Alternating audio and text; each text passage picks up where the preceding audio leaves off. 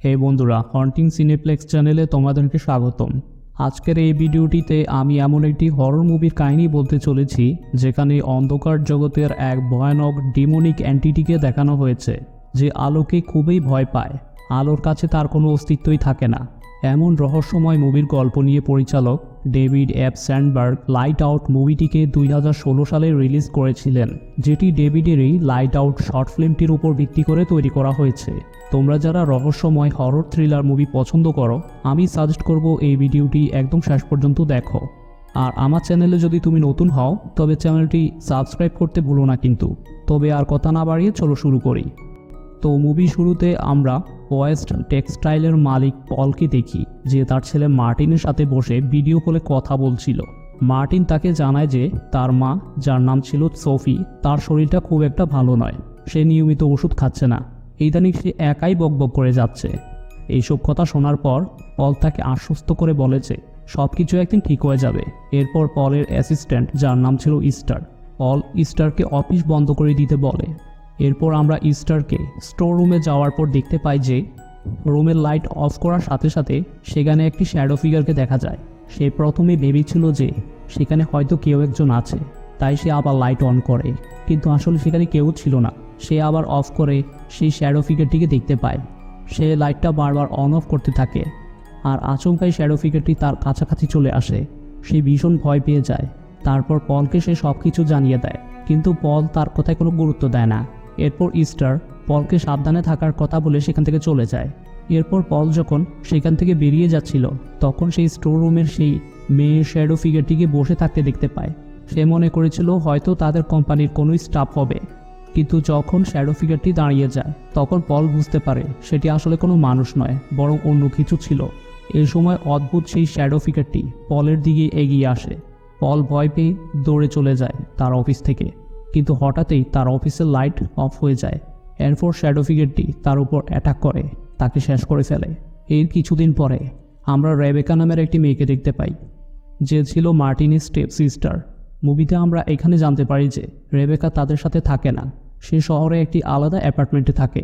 এরপরের দিন আমরা মার্টিনকে দেখি, যার কিছুতেই ঘুম আসছিল না। সে বাইরে কিছু একটার আওয়াজ শুনতে পাচ্ছিল, তাই সেই রুম থেকে বেরিয়ে তার মায়ের কাছে আসে।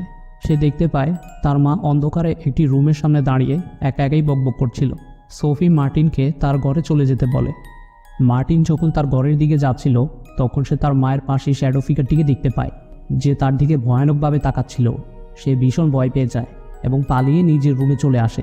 এর কিছুদিন পরে মার্টিনের স্কুলে, যেখানে সোফিকে ফোনে না পেয়ে রেবেকাকে স্কুলে ডাকা হয়।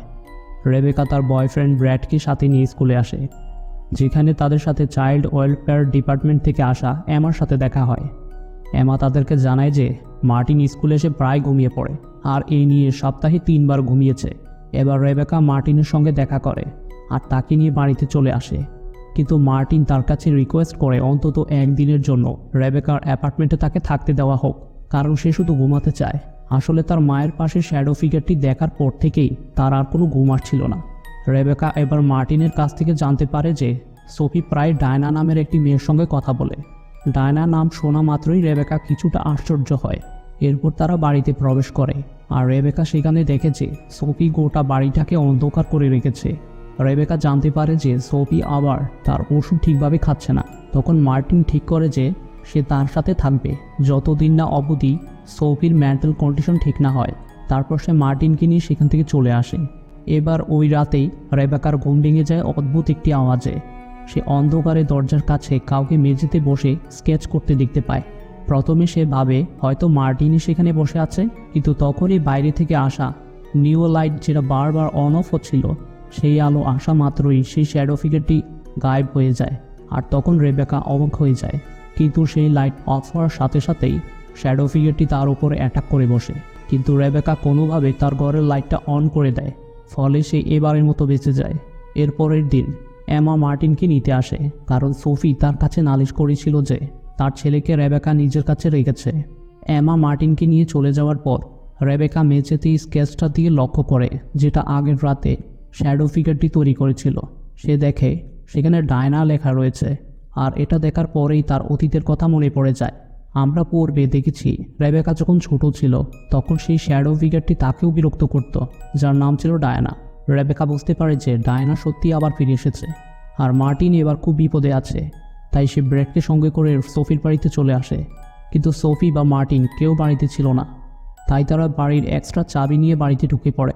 সেখানে পলের ঘর থেকে সে প্রথমে ডায়ানা ও সোফিয়ার ছবি পায়, যে ছবির পেছনে মালবারি হিলস হসপিটালের নাম লেখা ছিল। সেখানে একটি বাক্সও সে খুঁজে পায়, যেখান থেকে মালবারি হিলস ফাইলের একটা অডিও ক্যাসেটও সে খুঁজে পায়। আসলে পল ডায়ানার বিষয়ে জানার জন্য অনেক কিছু রিসার্চ করেছিল। আমরা সেই ফাইলের মধ্যে কিছু এক্সট্রা ছবি দেখতে পাই, যেগুলো ছিল সেই পেশেন্টদের যাদের ওপর ডায়ানা অ্যাটাক করেছিল।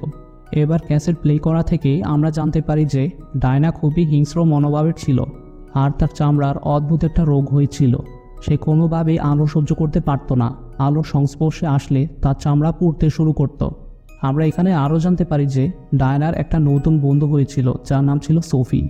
এটা শোনার পরে রেবেকা অবাক হয়ে যায়, কারণ সে জানতই না যে তার মা ছোটোবেলায় মেন্টাল হসপিটালে পেশেন্ট ছিল। আমরা সেখানে আরও বিষয় জানতে পারি যে ডায়ানা সেই সময় সোফির উপরে অ্যাটাক করেছিল, কারণ সোফি তাড়াতাড়ি ঠিক হচ্ছিল। এরপর সেই ডাক্তাররা ডায়ানার ওপরে একটা লাইট এক্সপেরিমেন্ট করেছিল, যার ফলে ডায়ানা সেখানেই মারা যায় এবং সে আগের চেয়ে অনেক বেশি ভয়ানক হয়ে ওঠে, যার ছবিটা রেবেকা সে ফাইলের মধ্যে দেখতে পায়। রেবেকা আরও ইনভেস্টিগেশন করার জন্য একটি রুমে ঢুকে, যেখানে সেই শ্যাডো ফিগারটি মানে ডায়ানা তার ওপর অ্যাটাক করে দেয়। কিন্তু সৌভাগ্যবশত ব্র্যাড সেখানে চলে আসে, ফলে সে বেঁচে যায়। এরপর তারা সমস্ত প্রমাণ নিয়ে সেখান থেকে বেরিয়ে আসে। এরপর সোফি ও মার্টিন বাড়িতে ফিরে আসে, যেখানে তারা একসাথে মুভি দেখবে ঠিক করে। সোফি এ সময় বাড়ির সবগুলো বাতি নিভিয়ে দেয়। মার্টিন পেছনে সোফার উপরে ডায়ানাকে বসে থাকতে দেখতে পেয়ে ভয় সকল বাতি অন করে রেবেকার কাছে চলে যায়। এতে ডায়ানা রেগে গিয়ে সোফিকে মারতে থাকে।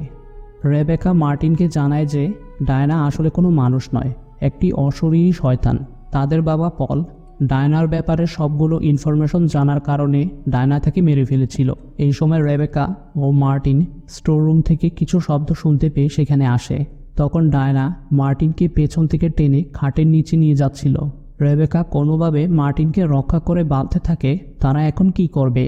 রেবেকা সোফিকে ডায়ানার ছবি দেখিয়ে তার ব্যাপারে জানার চেষ্টা করে, তবে সোফি ডায়ানাকে অপরিচিত বলে কথা এড়িয়ে চলে যায়।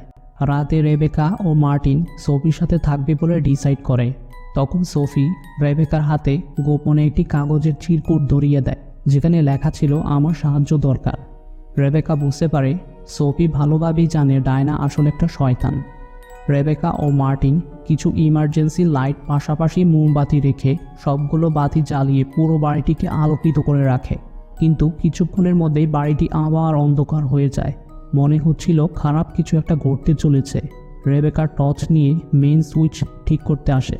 অপরদিকে মার্টিন রেবেকাকে না দেখে সিঁড়ির দিকে আসতেই ডায়ানা তার ওপর অ্যাটাক করে। তখন মার্টিন মোমবাতি ডায়ানার দিকে রাখতেই সে গায়েব হয়ে যায়। তখন মার্টিন ও রেবেকা বাড়ির বেসমেন্টের মধ্যে বাতি জ্বালানোর চেষ্টা করতে গিয়ে ব্যর্থ হয়। ডায়ানা বেসমেন্টের দরজা বন্ধ করে দেয়। রেবেকা ও মার্টিনের চিৎকার শুনে ব্রেড দরজাটি খুলতে যেতেই ডায়ানা তার উপর অ্যাটাক করে। ব্রেড বাঁচার জন্য গাড়ির হেডলাইট জ্বালিয়ে পালিয়ে যায়। তখন রেবেকা সেখানে কিছু পুতুলের সাথে ডায়ানাকে দেখে পালানোর চেষ্টা করে, তবে সে ব্যর্থ হয়। মার্টিন ইমার্জেন্সি লাইট ডায়ানার দিকে ফেলতেই ডায়ানার হাত পুড়তে শুরু করে, আর এই সুযোগে তারা সেখান থেকে পালিয়ে যায়। কিন্তু ডায়ানা কিছুক্ষণের মধ্যেই আগুন নিভিয়ে ফেলে। এইদিকে ব্রেড কিছু পুলিশ নিয়ে সোফির বাড়িতে আসে। ডায়ানা পুলিশদেরকে স্বীকার করে। রেবেকা সোফিকে নিয়ে আসার জন্য বাড়ির ভেতরে গেলে ডায়ানা তার ওপর অ্যাটাক করে।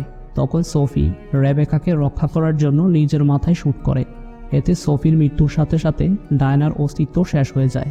এখানে আমরা জানতে পারি যে সোফি ছিল ডায়ানার অস্তিত্ব টিকে থাকার একটি মাধ্যম। পরের সিনে রেবেকা, মার্টিন ও ব্রেডকে একসাথে পরম সুখে জীবনযাপন করতে দেখা যায়। এভাবেই মুভিটি শেষ হয়ে যায়। হ্যালো ভিউয়ার্স, আজকের ভিডিওটি আপনাদের কেমন লেগেছে তা অবশ্যই কমেন্ট করে জানাবেন, আর ভিডিওটিতে একটি লাইক দিয়ে আমাকে নতুন ভিডিও তৈরি করার উৎসাহ প্রদান করবেন। আবার দেখা হবে নতুন কোনো মুভির এক্সপ্লেন ভিডিও নিয়ে। ততদিন ভালো থাকুন, সুস্থ থাকুন। Good bye.